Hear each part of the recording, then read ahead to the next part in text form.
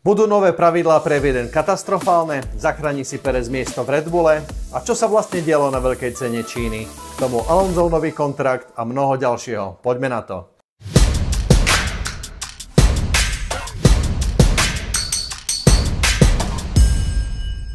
Pozrime sa teraz na veľkú cenu Číny. Z rýchlika nárazovo ako taký Lance Stroll. Kanaďan mal jediný svetlý moment víkendu vo voľnom tréningu, keď zajazdil najrýchlejší čas. Druhý bol Oscar Piastri a tretí Max Verstappen. Tým Alpine mal poprvýkrát náhradné auto a odľahčený modernizovaný monopost A524. Nepomohlo. Lepšie prúdenie vzduchu s novými upgrademi si v Šanghaji dopriali aj Mercedes, Williams a RB. Lando Norris potom získal pole position pre sobotný šprint v hektickej a mokrej piatkovej kvalifikácii. A to tiež až potom, čo mu FIA vrátila najrýchlejšie kolo, ktorému predtým systém zrušil pre porušenie traťových limitov. Norris totiž vyletel za okraj poslednej zákruty, čím nič nezískal, skôr stratil asi 0,3 sekundy. Nečakane druhý bol Lewis Hamilton a tretí nestarnúci Fernando Alonso. Za nimi číhal Verstappen, ktorý povedal, že si 4. miesto zaslúžia, pretože sa netrafili s gumami. Zmenený formát šprintového víkendu teraz ponúka v piatok jeden voľný tréning a tzv. Šprintový shootout, teda kvalifikáciu na ranný sobotný šprint. Po ňom teraz nasleduje kvalifikácia na nedeľné preteky. Formát zožal viac menej pochvaly, i keď málo kto sa tešil z toho, že začínajú práve v Číne, kde sa F1 jazdila naposledy v roku 2019. Organizátor navyše bez varovania natrel pred podujatím trať zvláštnou farbou, z ktorej sa vyklul tzv. Bitumen alebo živica. Tá sa používa napríklad v rallycrosse, pretože lepí povrch, čím odstraňuje prach, zlepšuje hydroizoláciu a zabraňuje rozpad trate. Čo však mnohých prekvapilo ešte viac, bolo spontánne horenie trávy vedľa trate v piatkovom tréningu. Ani dôkladná inšpekcia FIA nezistila dôvod požiaru. Nenašli sa žiadne stopy chemikálií, predtým dokonca pršalo a pod povrchom nevedú ani žiadne plynové potrubia. Max Verstappen napokon vyhral šprinterské preteky s ľahkosťou jemu vlastnou. Bol to však Lewis Hamilton, kto na úvod prevzal vedenie potom, čo sa Lando Norris nechal vymáknuť výjazdom po vonkajšej stope komplikovanej prvej zákruty. Hamilton mu po pretekoch odkázal, že sa mal na to mladý vykašľať, pretože by ho McLarenista neskôr predbehol i tak. Max sa prešmykol do čela a v 19-kolových pretekoch preťal cieľ víťazne s náskokom šialených 13 sekúnd pred druhým Hamiltonom a tretím Sergiom Perezom. Štvrtý Charles Leclerc a piatý Carlos Sainz si inak v zábavných pretekoch uštedrili drsný tímový súboj, čo Monačan okomentoval slovami: "Veď my bojujeme viac medzi sebou než s ostatnými." Z ostrých bojov trojice Alonso, Sainz, Leclerc obstal najhoršie veterán Nando, ktorý po kontakte so Sainzom odstúpil pre defekt. Keď na chudáka aj odkvap spadne, tak na Alonza padla dodatočná 10-sekundová penalizácia, ktorá samozrejme nemala žiaden efekt, no pribudli mu tiež 3 trestné body do vodičáku za kontakt so Sainzom. Verstappen v sobotu popoludní získal aj pole position týmu Red Bull Racing. Hamilton po úspešnej prvej časti víkendu sa viac nerozmaznával a skončil už v Q1 na 18. mieste. Jednoducho nemal svoj deň a nepomohla mu ani zmena setupu, nárazový vietor a hlavne jeho nepredvídateľný Mercedes. Druhý za Maxom skončil Perez odstupom strašidelných 322 000 sekundy a tretí Alonso s odstupom takmer pol sekundy na Holanďana.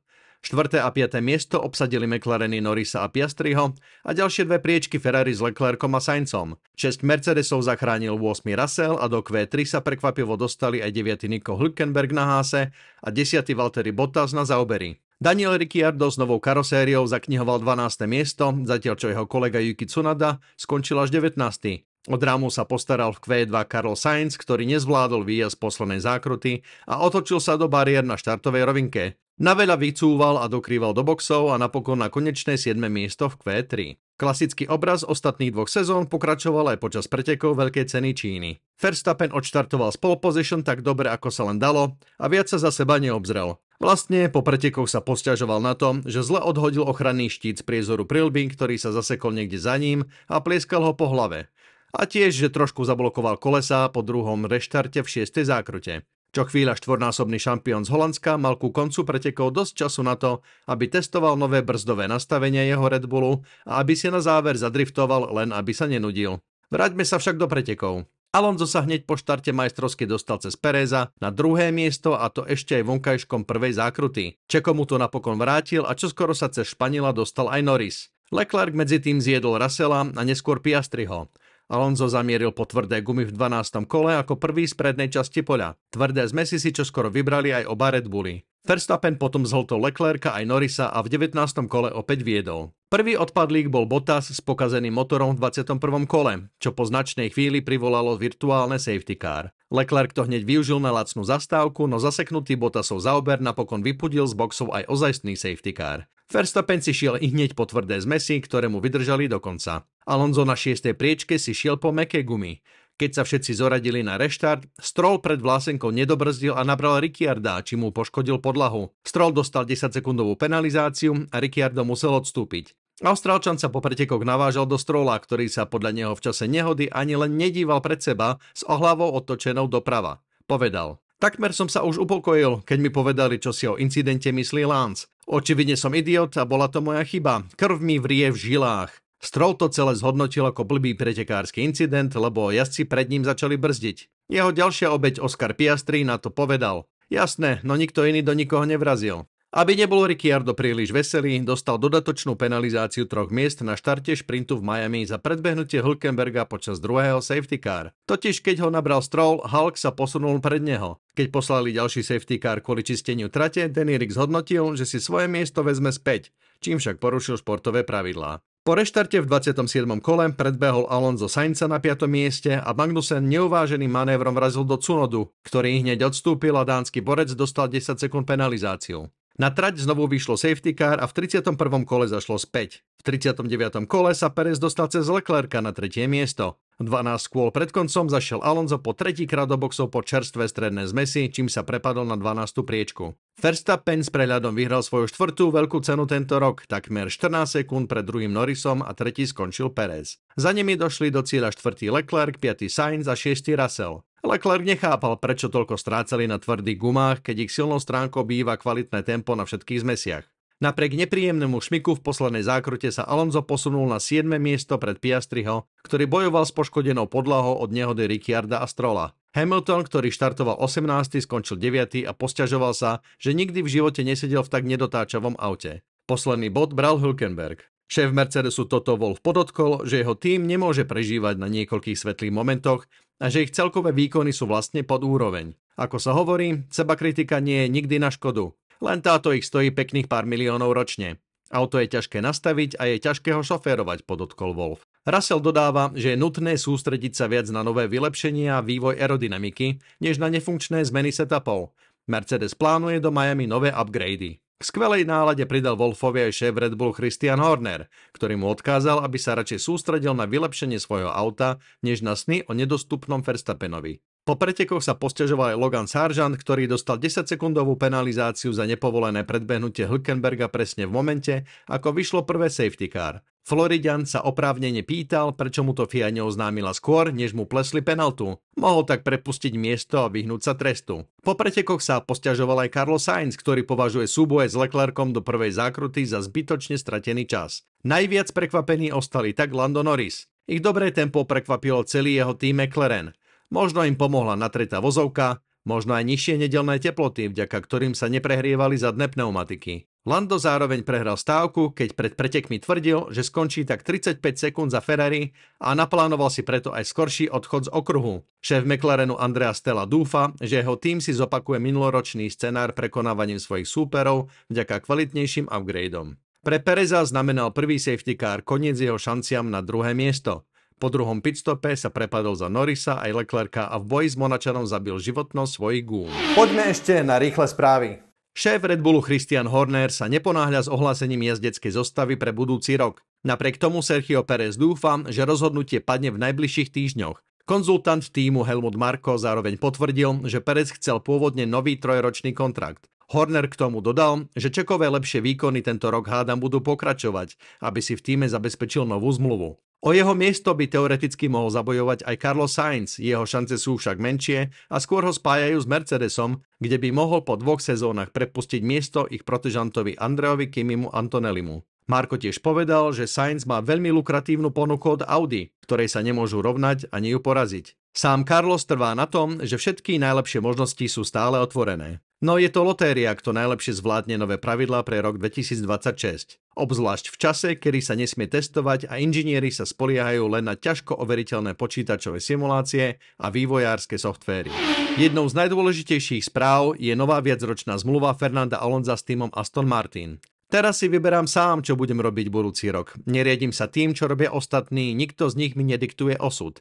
Ten si určím ja v dobrom aj v zlom, lebo taký som, povedal Pavol Orsak Alonso. Zároveň sa teší na novú spoluprácu s Hondou, ktorú pred 9 rokmi počastoval výrazom GP2 Engine. Odvtedy však pretieklo veľa vody a Japonci sa rovnako tešia na dvojnásobného šampióna. Alonso označil Aston Martin za svoj doživotný projekt, s ktorým má spoločné plány aj po ukončení aktívnej kariéry. Tá by teoreticky mala vydržať aspoň do jeho 45 rokov, no sám Španiel priznal, že bude prvý, kto zdvihne ruku, keď stratí motiváciu či rýchlosť. Väčšinové hlasovanie tímov F1 by mohlo už čoskoro priniesť zmenu v monitorovaní predčasných štartov, aby nedochádzalo k zbytočným otázkam ako v prípade Landa Norrisa v Austrálii. Okrem transpondérov v aute, ktoré zjavne neevidujú niektoré malé pohyby, využijú video ako dôkazový materiál. Šéf-dizajner Red Bullu Adrian Newey si myslí, že si na nové pravidlá v roku 2026 bude treba trochu zvykať. A to kvôli zvláštnemu správaniu nových pohodných jednotiek. Podľa týchto pravidiel bude až polovica výkonu z elektrickej batérie a jednotky MGUK. Newey odhalil, že na niektorých miestach, ako je napríklad slávna najpomalšia vlásenka v Monaku, pobežia auta na plné otáčky, aby dobili batériu. Spaľovacie motory totiž budú fungovať z veľkej časti ako generátory. Alarmujúce sú aj výsledky zo simulátorov, pokiaľ ide o navrhovanú aktívnu aerodynamiku nových monopostov. Tie sú na rovinkách pod plným plynom takmer neovládateľné a okrem aktívneho zadného krídla si vyžadujú aj aktívne predné krídlo. To by malo pracovať simultáne so zadným a automaticky bez impulzu jazdca či tímu. S aktívnym aero nesúhlasí Max Verstappen, hovorí: nemali by sme sa púšťať do aktívneho odpruženia, aktívnej aerodynamiky a podobných vecí. Zbytočne to všetko komplikuje a opäť budú excelovať niektoré tímy. Treba to urobiť čo najjednoduchšie, dodáva Holanďan. Ako som pred mesiacom informoval, veľká cena Austrálie odštartuje sezónu 2025. Zmenu v harmonograme spôsobil Ramadán. Okruh Albert Park otvorí sezónu 16. marca, o týždeň už budú pretekať v Číne. Kalendár pokračuje Japonskom, po ktorom nasleduje 13. apríla Bahrajn a hneď na to Saudská Arábia. Obe podujatia už po Ramadáne. 24-dielna sezóna skončí 7. decembra v Abu Zabi. F1 tiež rieši potenciálnu veľkú cenu Thajska. Zdá sa, že sa napokon dočkáme aj zmeny v bodovacom systéme. Súčasných 10 bodovaných miest by sa malo rozšíriť na 12. Zmena nastane od 8. miesta nižšie, kedy sa neznižuje o 2, ale o 1 bod. Garantovať to má väčšiu motiváciu v už aj tak tesnom štartovom poli, keď slabšie týmy bojujú o 0 bodov a dostanú len krivé pohľady svojich sponzorov. Návrh podľa všetkého dostane zelenú. Len sa pýtam, akú motiváciu mali dlhočízne roky týmy, keď sa bodovalo len do 6. miesta. A keď to rozšíria na 12, už budú všetci spokojní? Nebude to treba rozšíriť na 20? Napokon každý bod znamená pre týmy bonusové peniaze. Otázka znie, či by nebolo rozumnejšie spraviť všetko preto, aby sa zmenšili rozdiely medzi týmami. No na to potrebujeme viac testovania na trati, tak ako v minulosti. Neexistuje iný spôsob, akým overíte vlastný vývoj. Žiadne sofistikované a vývojárske softvéry vám s tým nepomôžu. Jediný skúsený inžinier, ktorý sa dnes dokáže dívať na auto komplexne, je Adrian Newey. Ferrari ešte stále využíva na diaľku legendárneho Roryho Byrna, ktorý však žije v Thajsku. A mladí inžinieri netušia, ako si overiť autá bez reálneho testovania. Súvisia s tým dokonca aj pokazené pitstopy v Zauberi. Švajčiarsky tím v snahe napredovať zmenil cez zimu dizajny matíc, krutiek, ale aj pištolí. Na simulátoroch a krátkych testoch všetko fungovalo. Potom však prišlo prehrievanie materiálu počas pretekov a zrazu nič nefungovalo. Po 5 pretekoch to bez testovania ešte stále nemajú úplne pod kontrolou. Preto hovorím, vráťte späť sezónne testy a aj Alpine skôr pochopí, kde robia chyby. V Miami sa Ferrari ukáže s modrejším americkým prevedením a tiež s novým hlavným sponzorom firmou Hewlett Packard. A to je na dnes všetko. Pridajte sa k odberu, dajte mi nejaké lajky, komentáre a vidíme sa čoskoro. Čaute.